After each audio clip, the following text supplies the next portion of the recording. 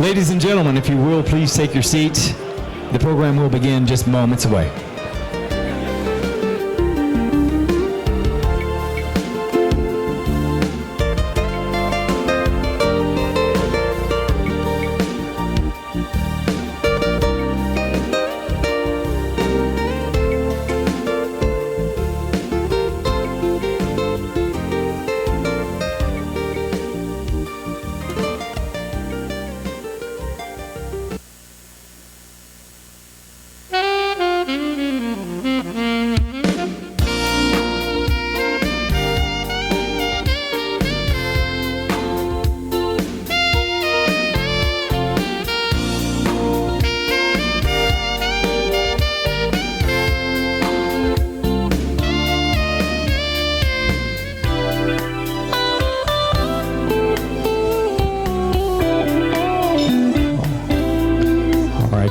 Good afternoon, ladies and gentlemen.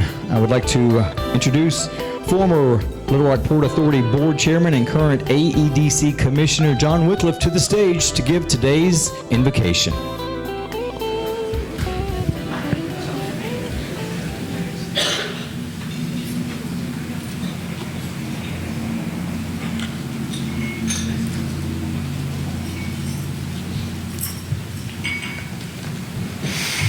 Good afternoon.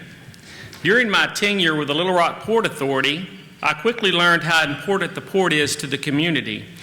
And with the sheer numbers of friends and partners here today, we can see that it's going to be a wonderful 60th anniversary event. Thank you for all coming today. Our meals will be served momentarily, so I'd like to invite you to join me in a prayer. God the Almighty, we thank you for the gifts you have bestowed upon us. Help us to always be mindful of those in need. We thank you for our nation and this community where we have the freedom to assemble and the privilege of free speech. guide, guard, and direct us in all our earthly endeavors. And bless this food you have set before us. Amen. Our wonderful meals will be served momentarily, so I invite you to join me. Oh, sorry, y'all. I'm reading it again. Bailey, forgive me. Let's see. Please enjoy your meal as we share with you our 60th anniversary commemorative video about the history of the Little Rock Port Authority, and later, Ms. Melissa Hendrix, chairwoman of the Port Authority, will officially start our program.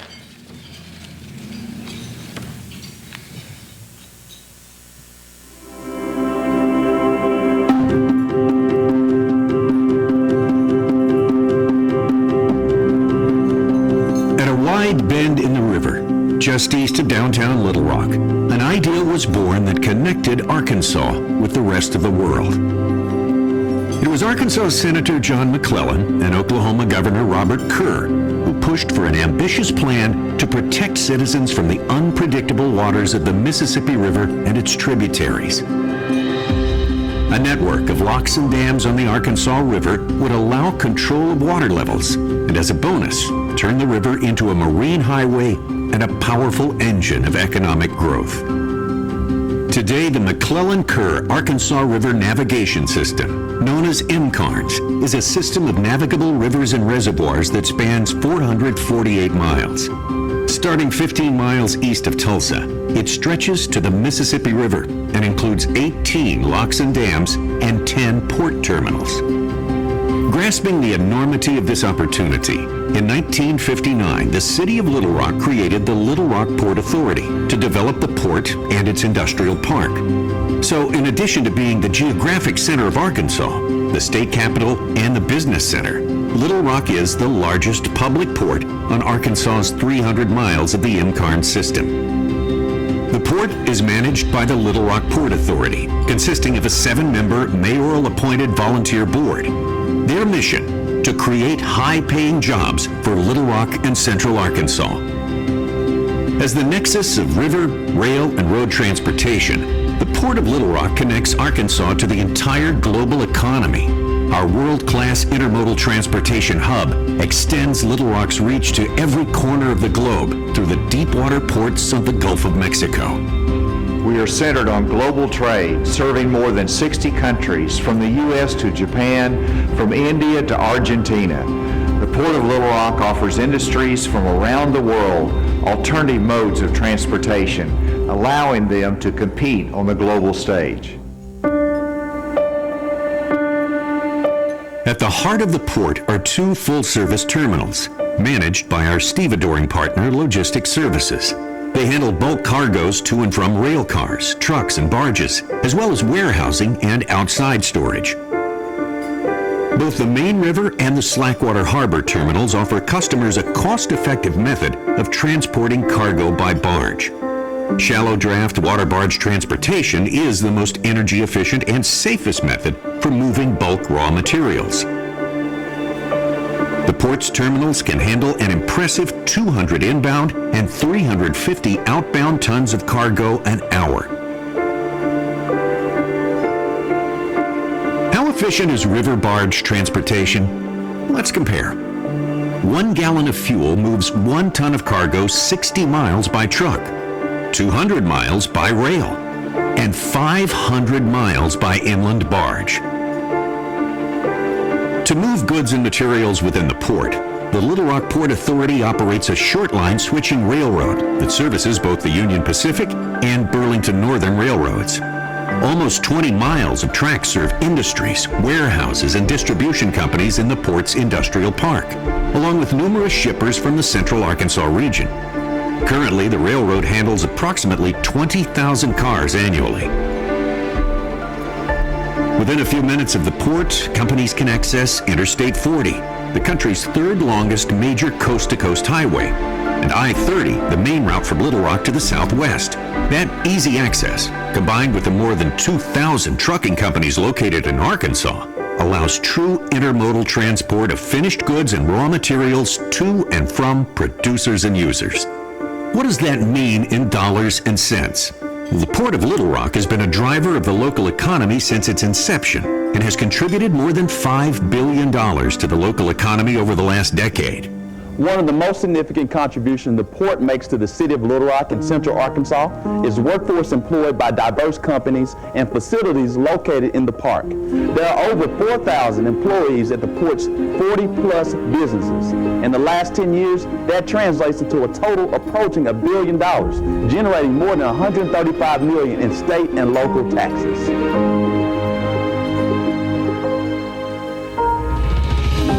To keep pace with our tenants' growing needs, the port's recent public and private infrastructure expansion and improvement initiatives have included a dozen construction projects, including rail expansion, valued at over $500 million. It's been 60 years since the Little Rock Port Authority was established. Now we're looking to the future and planning to improve and expand business at the port and bolster the economy of Central Arkansas. To attract new industries and accommodate the needs of expanding businesses, the Arkansas Economic Development Commission, the Little Rock Regional Chamber of Commerce, and the City of Little Rock combine marketing efforts with the port to offer attractive and competitive incentive packages, including industrial revenue bond financing and a variety of other tax credit and rebate programs. Whether it's made here or shipped here, understanding the port's commodity market mix is vital to our growth. Our strategic growth plan focuses on attracting companies in sectors like advanced food products, chemical manufacturing, machinery manufacturing, and expanded primary metals manufacturing. To grow the port for future businesses, we are focusing on land acquisition and infrastructure development. Key factors in attracting new tenants are rail line and utility enhancements. One achievement of note is the recent award of a $6.2 million Tiger Grant from the Department of Transportation. One of only 40 grants awarded among 585 national applicants, it will fund the port's Growth Initiative project, improving the river-protected Slackwater Harbor, including a new dock with direct dock-to-rail capability and the addition of rail storage to accommodate larger users in the port. The 3-year project will add a significant competitive edge for our tenants. As we observe this 60th year benchmark, the Port of Little Rock is strengthening its brand, updating our logo, and launching a website geared to site selection decision makers. We are marketing this economic hub to every continent on the globe. And as the MCARNS nears its 50th anniversary, we continue to lobby policymakers to keep pace with infrastructure upkeep, maintenance, and replacement needs, as well as legislation that protects and promotes our entire national river system. This wide bend in the river has wide-ranging impacts on Central Arkansas's success.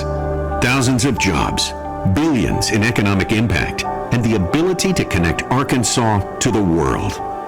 The next decades will only see that increase as the Port of Little Rock acquires more land and invites more tenants who will use more port services and make more connections to the global economy. The Port of Little Rock, centered on global trade.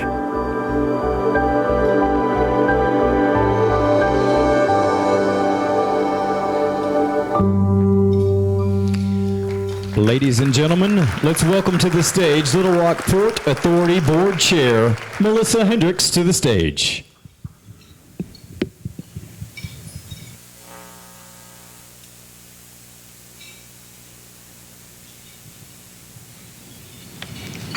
Good afternoon. Thank you for celebrating the port with us. I'm thrilled to be here with all of you today, and I'm looking forward to the panel conversation ahead.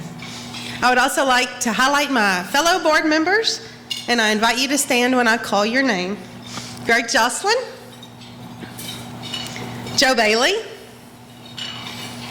Dexter Doyne, Bobby Brown, Ray Dillon, and Clay McGeorge. Together,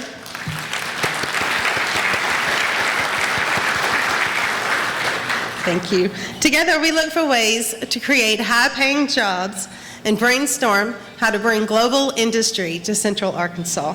Each of these people are visionaries, and I cannot imagine working with a better group. Please join me again in giving them a round of applause.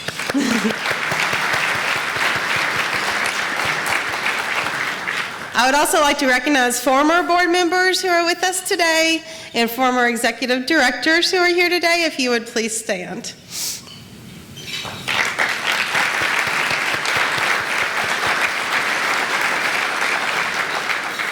Thank you all for your service. I would like to thank the incredible Little Rock Port Authority staff, our partners at Logistics Services, the Little Rock Harbor Service, the Greater Little Rock Regional Chamber of Commerce, the Arkansas Economic Development Commission, Garver Engineers, and the many others who are partnering with us to help Little Rock become the best inland port in America. We are incredibly proud to serve as one of the largest economic engines in Central Arkansas.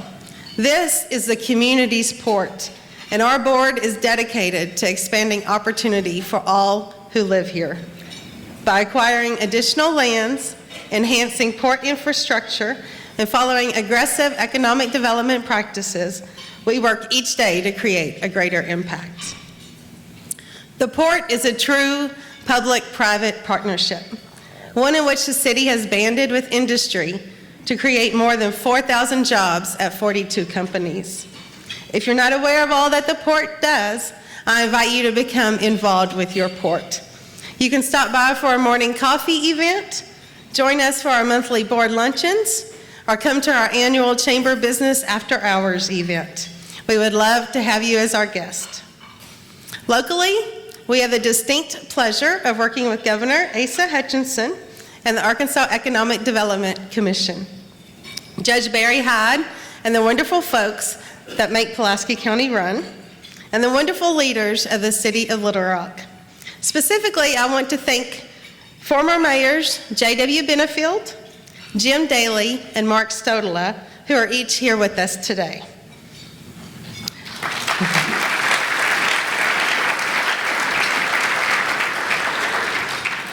I would also like to thank members of the Pulaski County Quorum Court, the Little Rock City Board of Directors, and all other state and local leadership present here today. I would be remiss not to mention our Executive Director, Mr. Brian Day, who has served in that position since 2014. As our current Executive Director, Brian knows every inch of our 2,600-acre industrial park, our railroads, our trade zone, and our harbors. He is constantly thinking about new ideas to move the port forward, who he can partner with in order to make that happen, and how to make a difference in this state.